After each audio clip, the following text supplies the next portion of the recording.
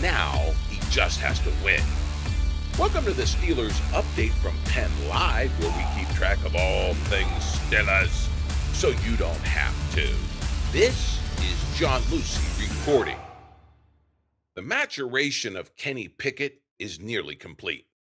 An offseason full of film study, playbook scrutiny, pumping iron, working out with his receivers, and becoming a married man has been leading up to this. Sunday's home opener versus the Super Bowl-sniffing San Francisco 49ers, who aim to test Pickett's progress with a fierce pass rush and a big play stifling defense. To call it a test is to drastically minimize the medieval like ordeal the Steelers' second year quarterback is about to face. By all accounts, and a perfect preseason passer rating, Pickett is ready. His preparedness is symbolized by the captain's C emblazoned on the chest of his Steelers uniform. Pickett is the only offensive player elected for the honor this season, as voted by the players. Pickett earned that C with a full offseason of behind the scenes toil, training, and team building, much of it on his own time with a collection of Steelers receivers. In a tour de force of reportage, Mike DeFabio takes readers of The Athletic behind the scenes of all of Pickett's preparations over the offseason. It's a revealing magazine-length profile piece, and I highly recommend it. Pickett's journey to make that all-important leap in his second year began immediately after his rookie season ended. At his season-concluding news conference in January, Pickett promised all of Pittsburgh that they hadn't seen anything yet. Quote, "I don't think I'm anywhere close to what I can be and what I'm going to be," Pickett said. And with that, he got to work. The concussion-prone passer packed on a reported 13 pounds of muscle. He conducted his own critique of the Steelers' playbook, and he did a candid assessment of his own mechanics and mental astuteness in operating the Steelers' offense. And of course, he worked on his own time to build team chemistry and camaraderie with his receivers. It paid off.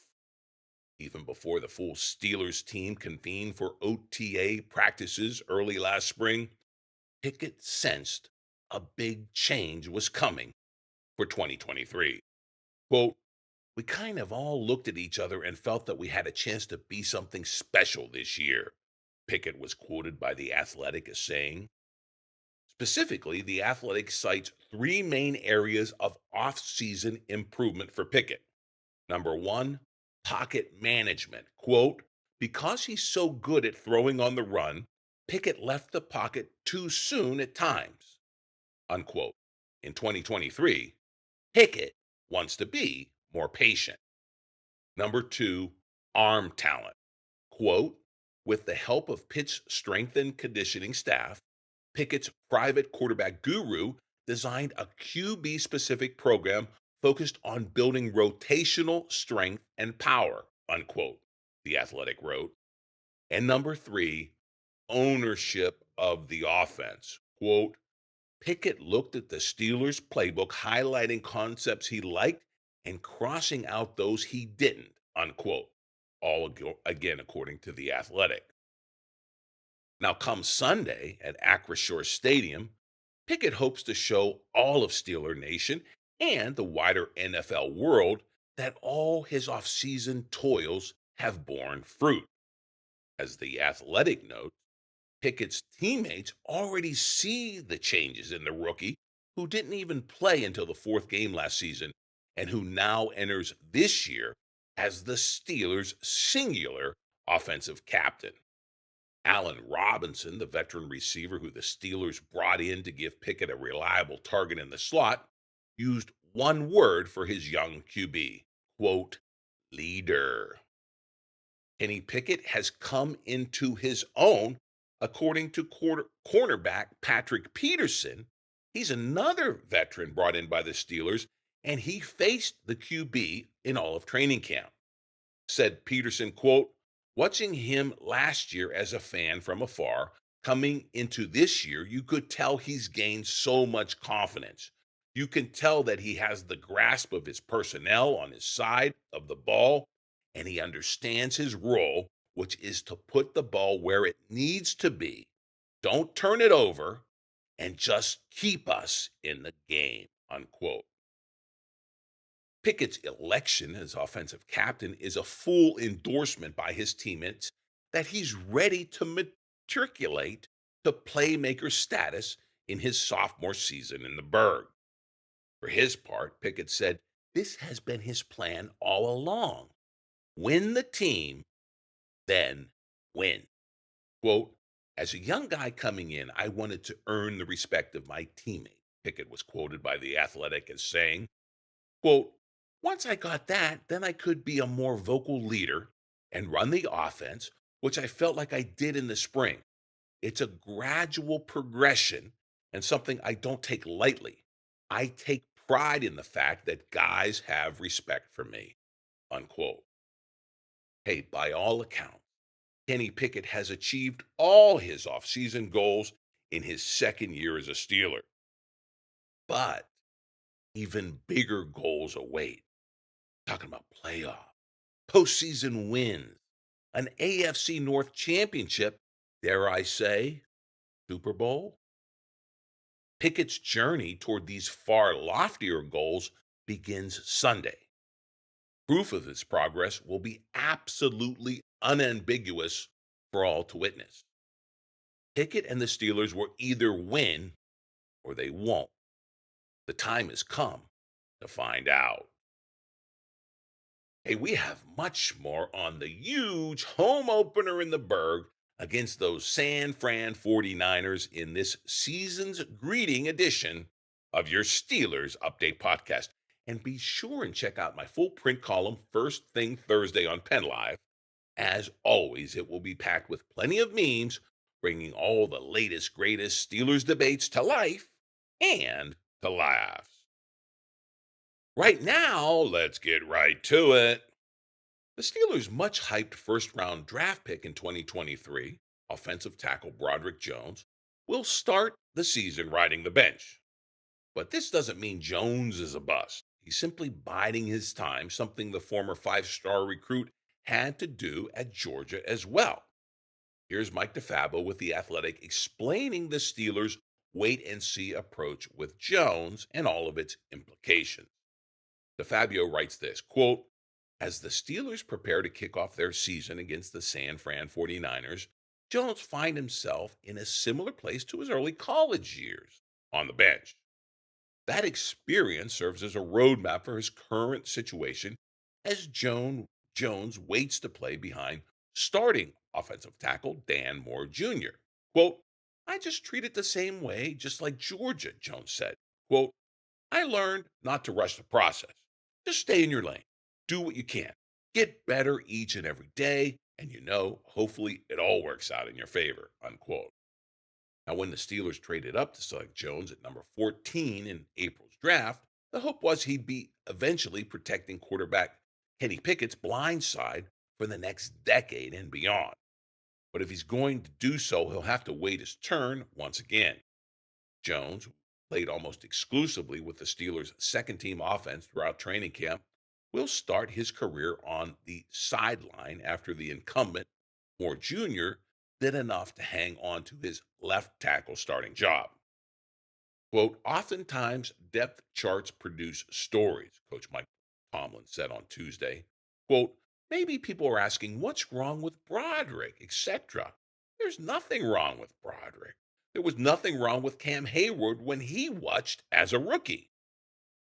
If you have a good team, if you have people playing well, oftentimes it means young, capable guys get an opportunity to watch as they grow and develop. That's the story of the left tackle position. I feel really comfortable about where we are, unquote. That's the words coming right from the coach. So, in short, we sum this up, this great article in The Athletic by DeFabio, by saying and concluding that Broderick is far from a first round bust. As DeFabio points out in the story, Jones has plenty of pedigree coming out of Georgia, but he also had some limited experience. DeFabo explains that duality this way, quote, the athletics draft analyst Dane Brugler noted that Jones displayed, quote, violent, quick strike hands with the recoil to land multiple punches and knock away the reach of rushers, unquote. But Brugler also praised Jones this way, saying, quote, excellent snap quickness in the run game to quickly out angle or seal, unquote. Jones, as we know, ran a 4.97 40-yard dash at the combine. That was the fastest among all offensive linemen. However, Fabio goes on to say, because Jones played the fewest number of college snaps of any FBS offensive tackle in the draft, he was also quite raw. Flugler wrote, quote, he needs to do a better job of keeping his upper and lower halves on the same page and will require time at the next level for his technique to catch up to his talent, unquote. At the bottom line, according to DeFabio, it's going to take time for Bradrick Jones to reach his NFL potential. Quote. How much time? Well, we'll see. A lot of that's up to Broderick and Dan Moore Jr. and the injury bug and who knows what else. It's going to be something to watch develop and to watch Broderick Jones develop into that blindside Pickett protector that we all want out of that draft class. Okay, enough about players who won't be playing on Sunday. What about the big game, that huge opener versus the 49ers? Well, Frisco has some players who may or may not be suiting up for action on the Acrisure Stadium turf. Here's Adam Bittner with the Pittsburgh Post-Gazette highlighting some of the San Francisco storylines heading into Sunday's big game. Bittner writes, quote, Nick Bosa is still holding out. As of Tuesday morning, the prolific pass rusher was still nowhere to be seen at Niners facilities as he seeks a long-term extension that would make him one of the highest paid defensive players in football.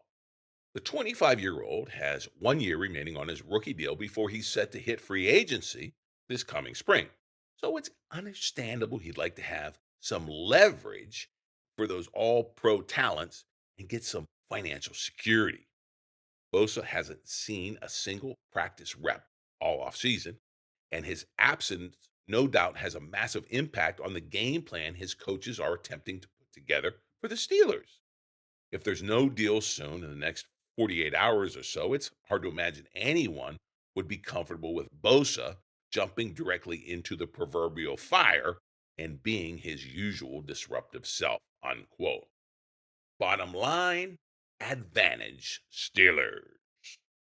As Bittner continues, he tells us the Niners tight end George Kittle and his status is also up in the air for Sunday. Bittner writes, quote, the San Francisco Chronicle's Eric Branch reported Monday that the groin injury that kept Kittle off the practice field Monday may well prevent him from suiting up Sunday. His appearance running sprints on a side field was an encouraging sign, but groin injuries are notoriously tough for players to deal with when getting hit. So it's an open question whether he could actually block or make any tough catches over the middle right now. If he's out, it would obviously be a big loss for the Niners offense, unquote. Again, we got to say, advantage Steelers. Now, one Niner who will be on the field is very familiar in Pittsburgh, and he'll be looking to introduce himself to the young Kenny Pickett. Of course, I'm talking about former Steelers defensive lineman Javon Hargrave, and here is Bittner on Hargrave's Pittsburgh homecoming. Quote, the former Steeler signed a 4-year, $84 million deal with $40 million guaranteed this offseason with the Niners. All eyes will be on him to see how he fares against his former team in week 1.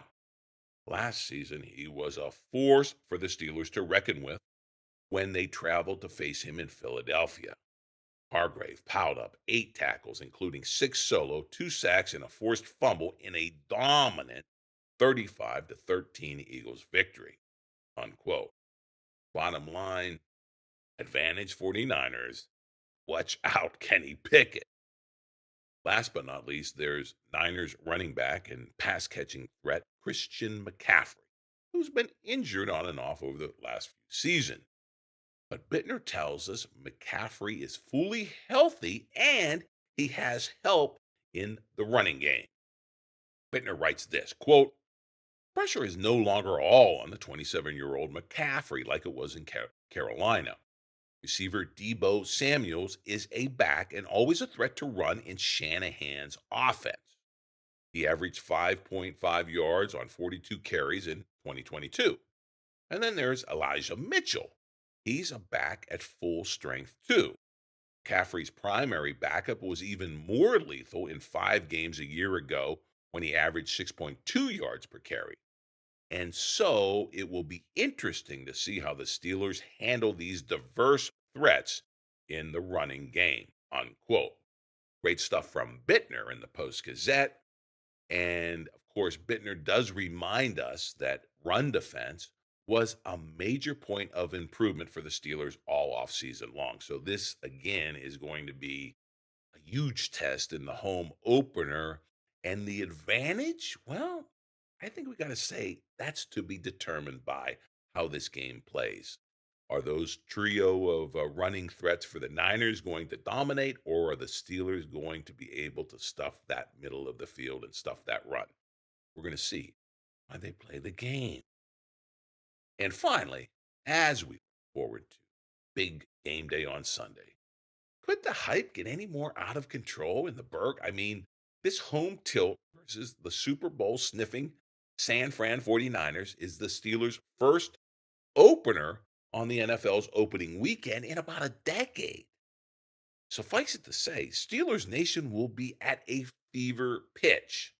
This after all the hype from Kenny Pickett's perfect preseason, and the hype Steelers hype train is at full speed even before a single football flies in a real game.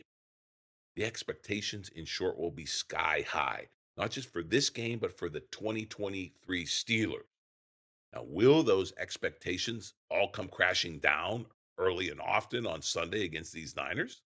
Or could they take flight on the early September win? Well, Sunday versus this vaunted pass rush of the Niners, the answers to a preseason of questions will begin to come in. Here now, finally, is Mark Caboli writing for The Athletic about all that hype versus reality with these intriguing, exciting, full of potential Pittsburgh Steelers. Caboli writes, quote, you could use the word hype, but it doesn't quite describe the talk surrounding the Pittsburgh Steelers. It's more like excitement, and then multiply that by 100, and then add some more for good measure. Have there ever been expectations so high for a Steelers team coming off a season in which they missed the playoffs? You can't open the internet or flip through the sports channels without some expert making bold predictions about the Steelers' upcoming season. The way the Steelers come off, to me, this is Caboli writing this, with less than a week to go until the opener, well, they are good. They can be really good. They are headed in the right direction, and yet a better roster and easier schedule don't necessarily translate into more wins. For I can be all on board this year, I need to see two things: how they deal with astronomical expectations and how they deal with failure. We haven't seen them face either yet, with one being more critical than the other. Lofty expectations and how this relatively young group deals with them are a part of the 2023 equation. In my 20 plus years covering the Steelers, I don't recall a team that has accomplished so little on the field having such high expectations. Now, some prior Pittsburgh teams had that Super Bowl or bust mentality, but those teams already had been there and done that. This team has it.